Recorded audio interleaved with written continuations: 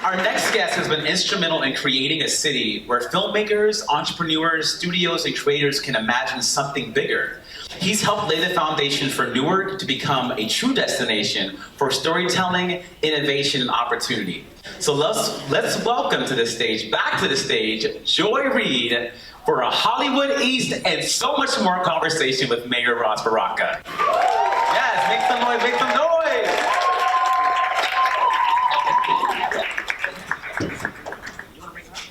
And the mayor's here. Yes, yes, yes. Please welcome the mayor of this fine city, Mayor Ross Baraka. Hello, Mr. Mayor. I feel like I've just been here. It's like long time no see, fam.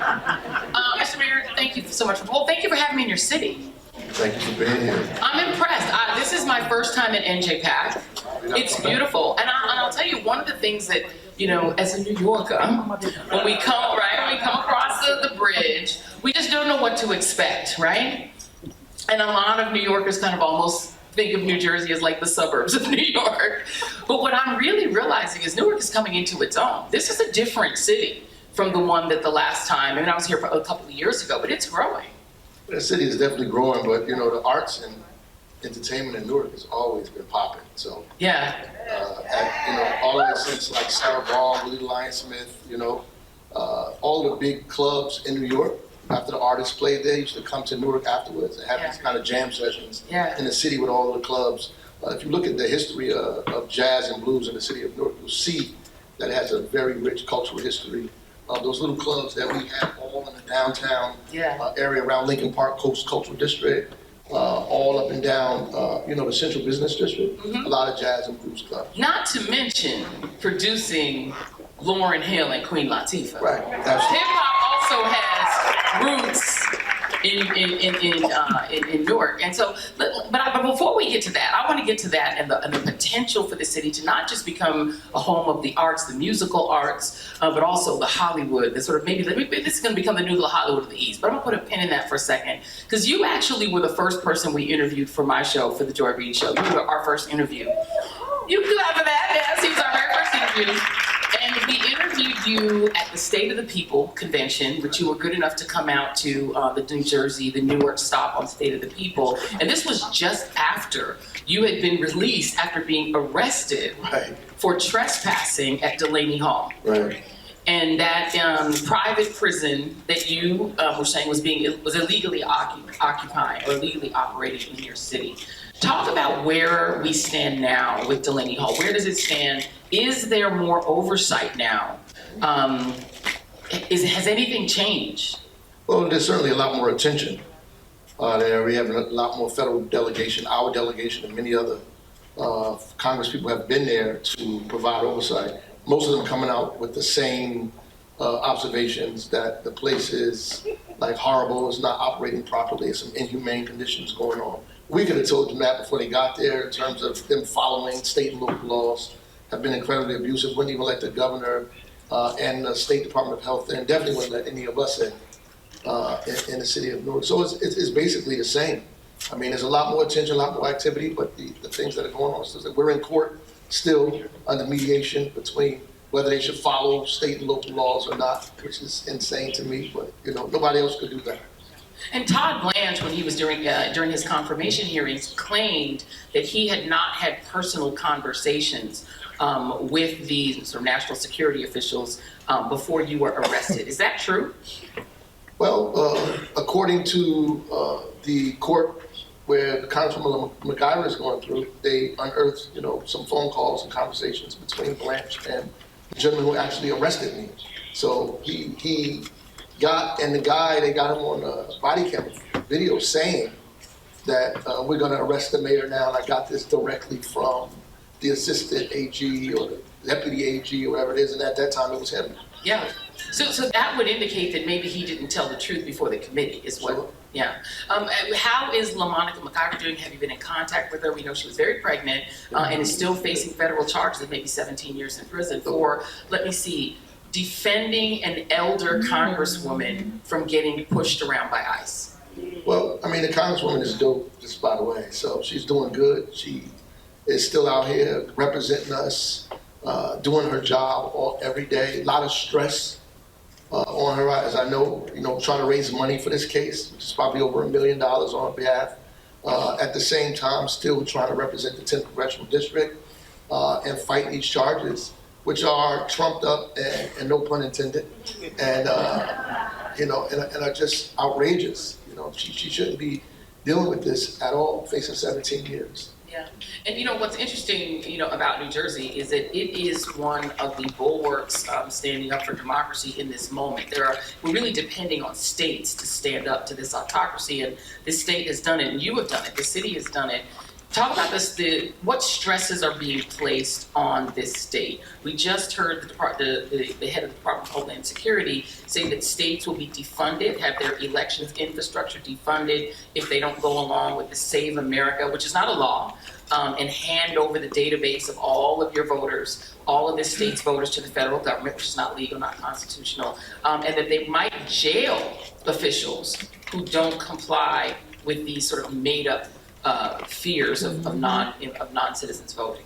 Yeah, all of this is very bizarre and dangerous. The things that are going on, threatening to take people off the voting rolls, telling you to turn over the voting rolls because they want to take people off. That's exactly what it's for, right? Coming up with this wild scheme that there's foreign and international interference with our elections, and that local officials have not been forthright. The irony of that is Trump was the president when he's saying all of this stuff happened, right? So, you can see this is a ruse, an opportunity to steal the midterm elections in the face of all of us. And yes, it puts a lot of stress on the state, on the cities, to defend ourselves, to people will be in court, all kinds of money will be expended in order to defend the voters in New Jersey, and probably many different states around the country. The same amount of money that could be used to invest in the people in the state that we need will be used to pay lawyer bills and all kinds of other things to defend us against a serious imposition on our rights. Do you fear that ICE will be at the polls to try to harass Black and brown voters in November? I pray not. If that's the case, I think that the state and the county officials either mobilize the same way we mobilize sheriff's officers to make sure that there's no interference in voting, that we should do the same thing, no matter who it is. If it's regular citizens or if it's ICE or federal officials, we have a right to make sure that they're fair and unfettered elections in our state. All right, let's move on to something more positive, because we're here at NJPAC for ViewerCon, which is an amazing sort of inauguration of Chris's vision of trying to have a, what did he call it? It's like Comic-Con for content, which is really great, right? Or no, it's like the cookout for content. Sorry, cookout for content. I've been calling it Comic-Con for TV and movies. What is the relationship? You started talking about it a little bit, the history of Newark's relationship to the arts. Go through that again. Give us the little history of the Newark that we don't know who are outside the city. Well, I mean, all you gotta do is come across the bridge and come hang out with us a little bit. It seems really far when you're in Harlem, but it's not. It's literally right there. It's funny that you said, Newark is like, we feel like New Jersey is the suburb to New York. We actually believe New York is the suburb to Newark. We're here for the shade. Where can you shade in this nonsense? We go hang out in New York. We went to high class thing. We want some real soulful, down to earth jamming. We hang out in the city. We hang out in Newark. That's really what it is. But it's the same as it was. Like, people go to Radio City Music Hall. They go to big theaters in New York, big Broadway shows.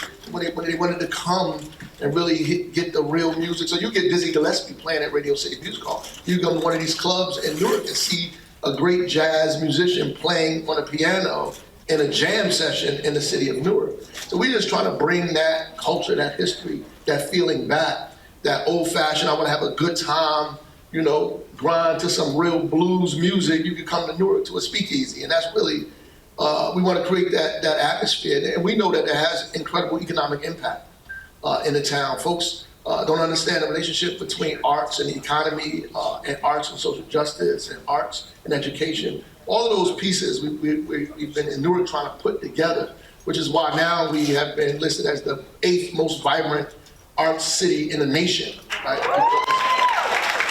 Because of the work in that area that we've done. We've created a creative catalyst fund where we've actually funded over 500 artists just to do their work and it started during COVID when people were giving people business money to businesses for not doing well during COVID. We said, hey, let's give money to artists who are out here like doing murals for us, who are out here doing plays, who are out here having poetry sessions or art galleries. So we began to give them the resources, one, to uplift people's spirits, right, to deal with the kind of monotony that was going on through COVID, but also infuse some capital and some cash into the economy at the same time. Because when you give artists money, they're going to spend it. They're going to get out here and lift other folks up. And that's what we intended on doing. And at the same time, we helped fund and support the expansion of NJPAC, the expansion of the Newark Museum, all of those things. So the big ticket things, the expansion of Symphony Hall, the big ticket things, but also the local, regular, everyday artists at the same time.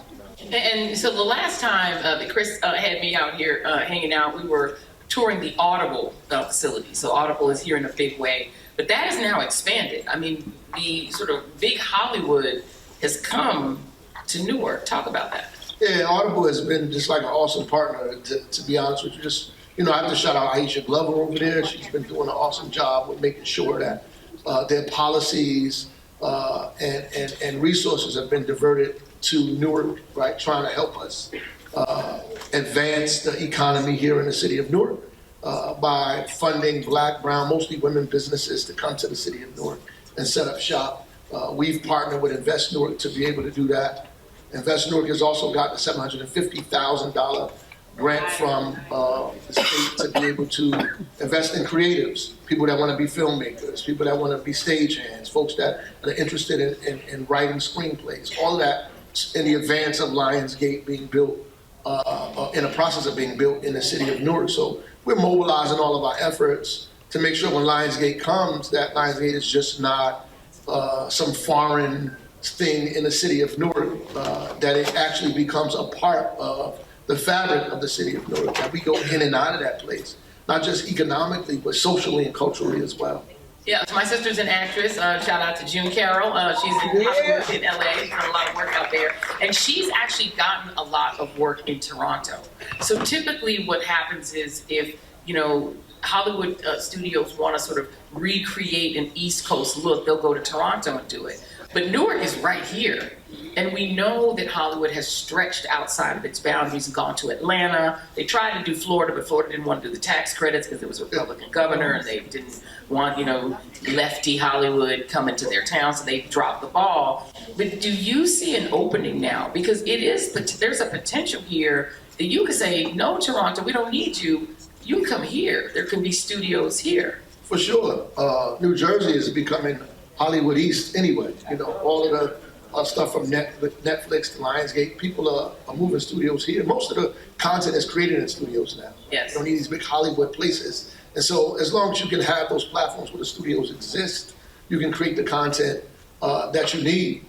And so I think more and more of that is coming. We've already been a place for movie sets to come, like location, because of the feel of Newark, the way it looks, the old rustic kind of feel. We still got that grit. So a lot of folks still film here in the city of Newark. And that coupled with, in fact, we just had Denzel Washington shoot one of his new movies here in the city of Newark. And so that coupled with what's happening with Lionsgate and Netflix and the tax credits is going to make more and more of that take place in our city. Talk about that, because the perception of states like New Jersey is that, well, this is a high tax state. This is why you can't do business in a state that is sort of a high tax state. What are the incentives that the state is putting in place and that the city is putting in place to attract more entertainment business? Well, the state, as you spoke about, has those tax credits, but I think what New Jersey has that's different, they also have additional tax credits for companies that invest in Black and brown creatives. So I don't think that exists in many other places. Well, at this point, it's illegal to invest in Black and brown people. DEI apparently is illegal. Well, you're gonna come here, you have a problem because artists, right? Right. So, no, but at the end of the day, I think that's what makes it unique, and I think people are gonna come and try to get that to happen here in the state of New Jersey, and it's been. I mean, the proof is in the pudding. It's already happening. So we can see it taking off and developing. So we just want to continue to encourage it here in the city. I want to talk a little bit about you, because you yourself, I feel, are an artist. You are somebody that's got your own artistic talents. Talk about growing up in the incredible family, obviously, that you grew up in. And what inspired you, and how did you wind up being a politician instead of like a writer, an artist? Good question. I'm still a writer, don't do that. Yeah, I know you're a writer, but I'm saying full time.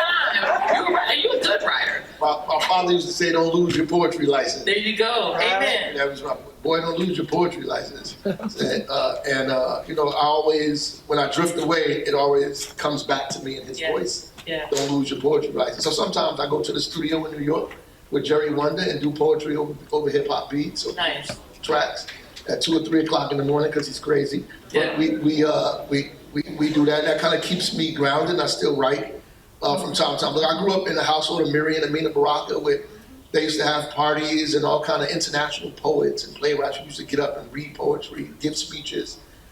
You know, I heard Max Roach play the drums in the basement of my home.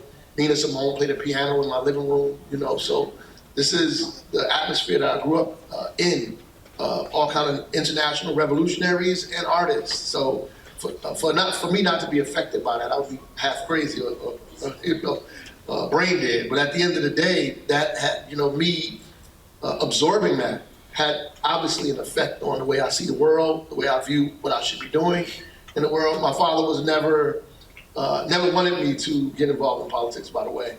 He used to be like, what are you doing?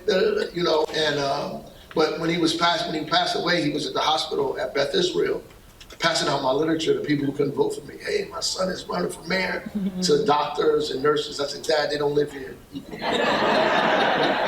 But you know, he was campaigning because regardless of what he thought politically, I'm his son. You know, and that's just the reality of it. And I think that it was basically because he knew how dangerous and ugly this thing was. And you understand when they grew up in politics, fighting for King Gibson to be the first black mayor of the city, the 1972 Gary Convention, people were getting harmed, killed. You know, you're talking about King, X, Harold Washington, all these people were dying, both Kennedys. You know, so his view of what I was getting involved in, because he knows how dangerous these people are. And he's really looking out for the safety of his son. Look, this stuff is not a joke, you know, in other words. But yeah, and so I'm still a writer. I'm never going to give that up. I'm never going to give up my poetry license, like he says. I'm always going to be writing because that keeps my sanity. You got some bars you want to? No. You don't even have to do 16. I can't get you to do just give me 10 bars. Give me a couple. Give me a couple. I put him on the spot. I didn't. You know, we did not preview this interview. I must go. I'm just going to most of my stuff. I heard somebody saying, "Keep the faith up." That must be Dupre Kelly. Do it all for the hood. I don't know none of that by heart, brother. Most of the stuff I don't know by heart because I write it down and just read it. In fact, what I did a compilation with a thing with Dupre in his studio.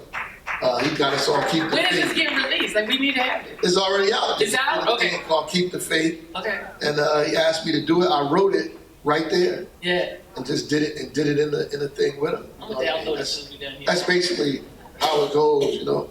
Yeah. Like what we want, you should go get on your title and look up what we want. Like what we want. We want to love ourselves freely. Yes. We want unfettered images of our grandmothers in our dreams. We want to praise our own God. We want to see him with dark dreads and thick lips. Yeah, we want our music practiced every day, taught every day, and it's twice again on Sunday. That's how it goes. Oh, you getting them this, y'all.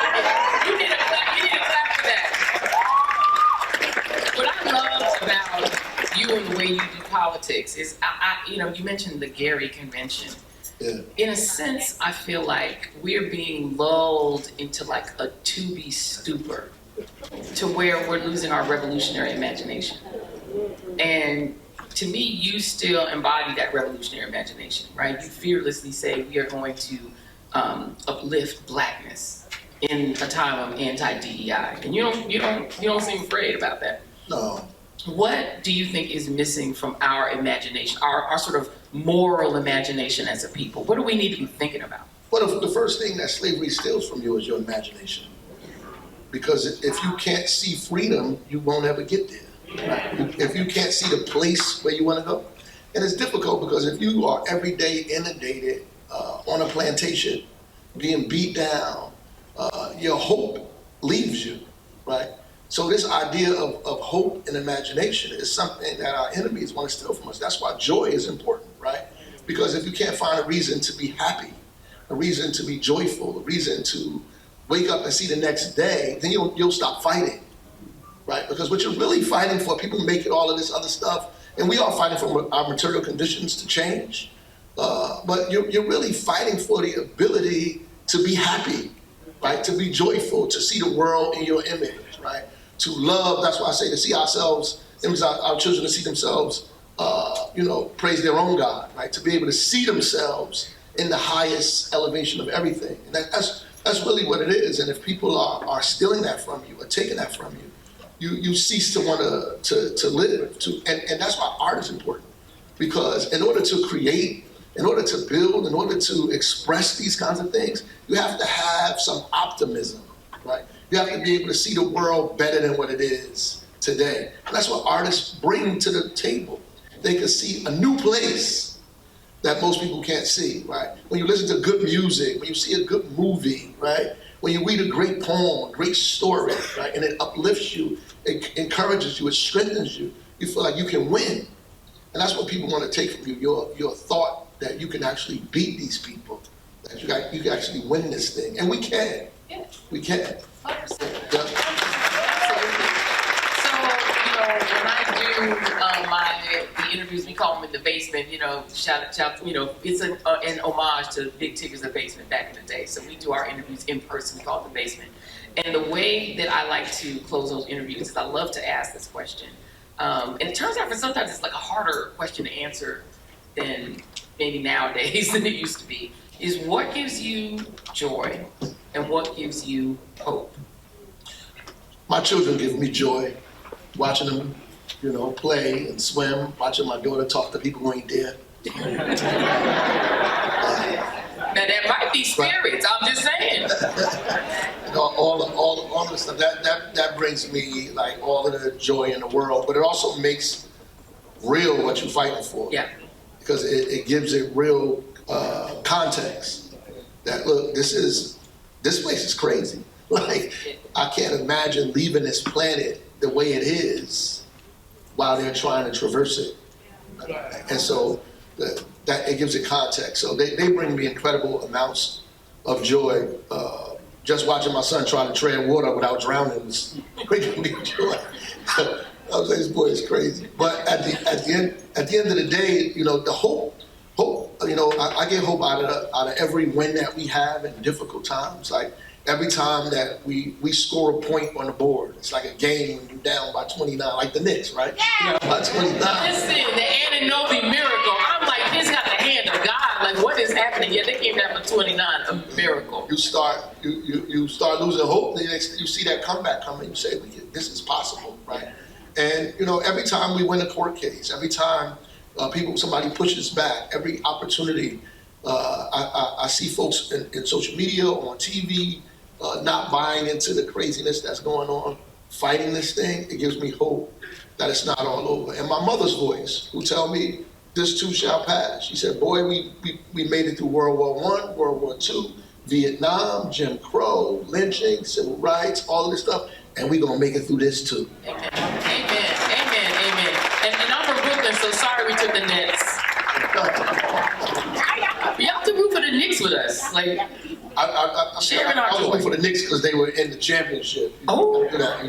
Yeah. Those are cousins on the other side of the It border. is, exactly. That's your suburb. Yeah. That's your suburb.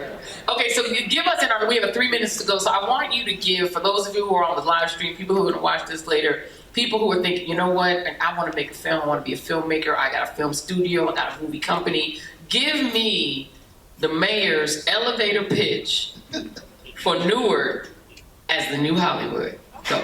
That's great. I think it's already happening. You need to contact us at the Newark Film and TV.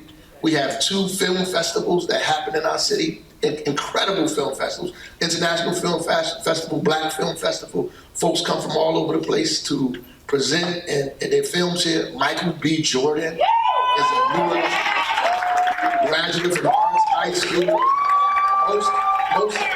not most, all of the movies that he does, he premieres them in the city of Newark. You can go right to the local theater and see his movie and see him there premiering his movie. We have enough investment so you can become an incredible filmmaker, so you can learn a trade, so you can get involved in the business right away. So we're not leaving you here on your own. You can help us help you figure it out and get involved in a new Lionsgate that'll be up and running by the end of 2027. It is an amazing story. Mayor Baraka, thank you so much for taking the time. I appreciate it. It's a great chance to talk to you. Thank you. Thank you for being here. Thank you for all you're doing for the city and for the arts and for the bar.